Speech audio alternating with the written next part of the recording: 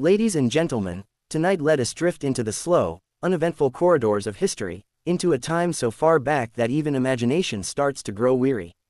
Let us talk about why you, with your modern comforts, conveniences, and expectations of life, would not last even a single day in the ancient world of Rome.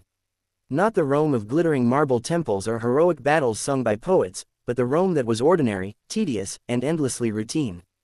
The kind of Rome that makes you grateful you live in the age of cushions, refrigerators, and electric lights.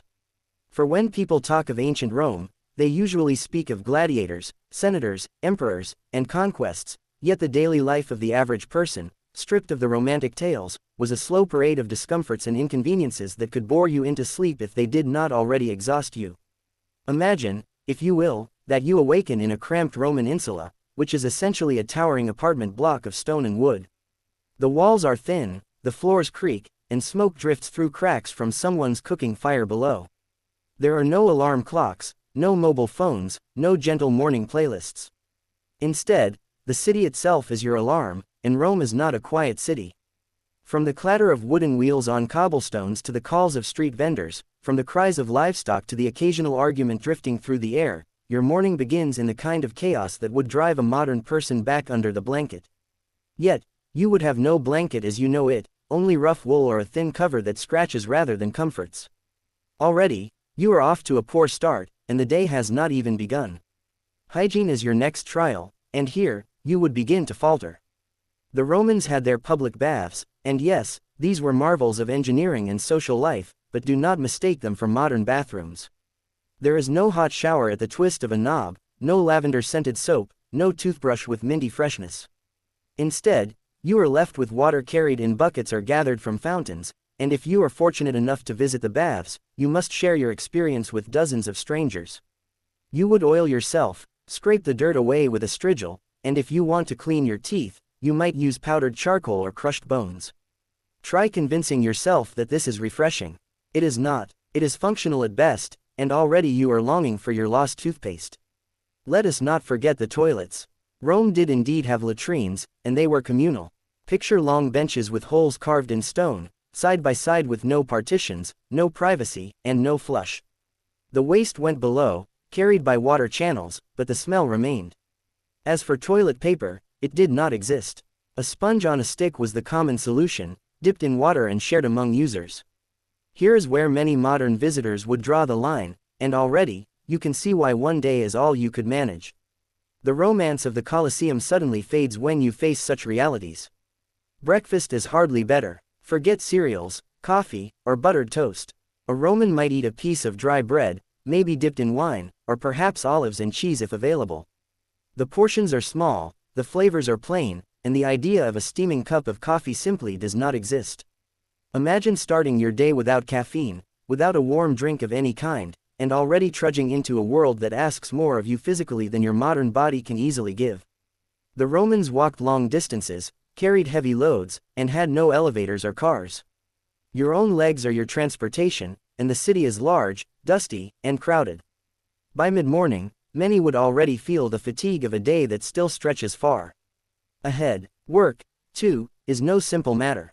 Most jobs in Rome were manual, repetitive, and demanding. Bakers rose before dawn to stoke their ovens, laborers carried water, stone, or grain, and shopkeepers endured long hours selling the same goods day after day.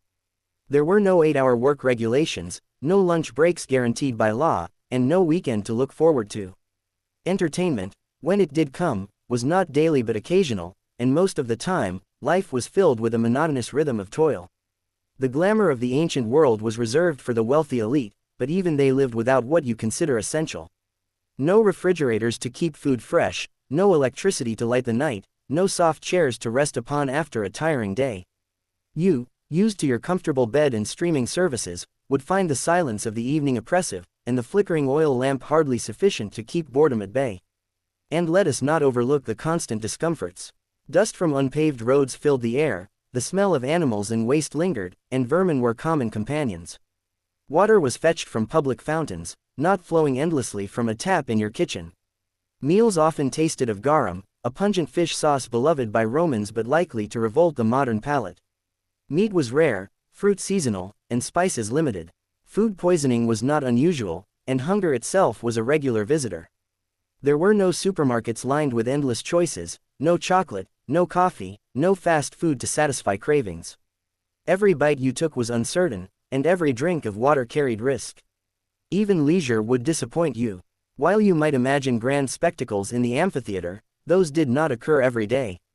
For the ordinary person, leisure meant sitting outside, talking, perhaps playing dice or listening to someone recite a poem. There were no books to casually scroll through on a glowing screen, no music piped into your ears through headphones, no instant access to the world's information. News traveled slowly, gossip more quickly, but boredom was a constant companion.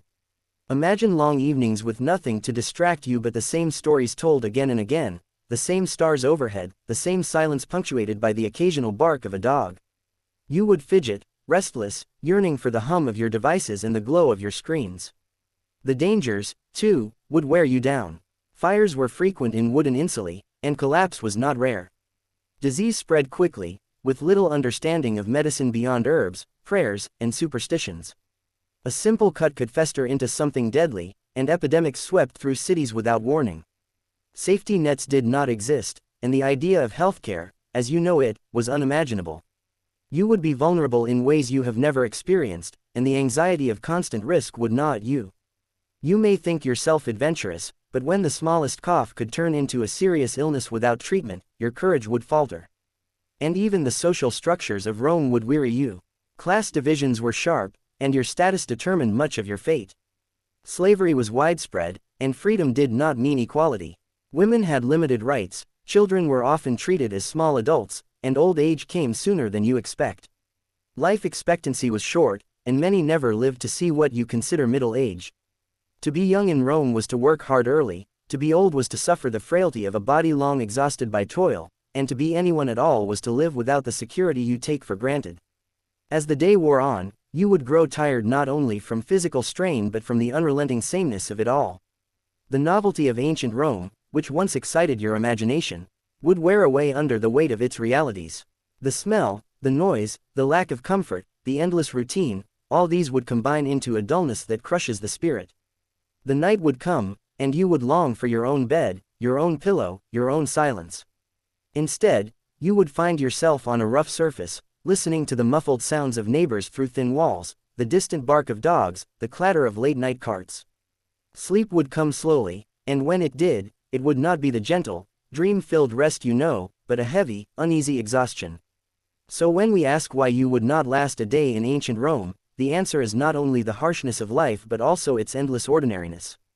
It is not the gladiators that would undo you, nor the emperors or the wars, but the dull grind of existence stripped of the conveniences you hardly notice. It is the absence of small comforts, the loss of little luxuries, and the sheer weight of daily survival. You might imagine yourself strong enough to endure the battles of history, but you would falter before the monotony of bread without butter, water without purity, work without rest, and nights without comfort. Ancient Rome, in all its glory, was also a place of relentless tedium, and while its monuments endure, its daily life is a reminder that history is not always grand, but often painfully ordinary. And so, as you drift off tonight, remember this simple truth: you would not last a day in ancient Rome, not because it was too exciting, but because it was too boring, too inconvenient, and too endlessly uncomfortable. You would crumble not before a lion in the Colosseum but before the absence of coffee in the morning, the lack of soap in the bath, the noise of the streets, and the scratch of wool blankets. It is the small things that undo us, and in ancient Rome, those small things were everywhere. Sleep well, knowing that your bed is soft, your room is private, and your modern life, however stressful it feels, is a luxury beyond the wildest dreams of the ancients.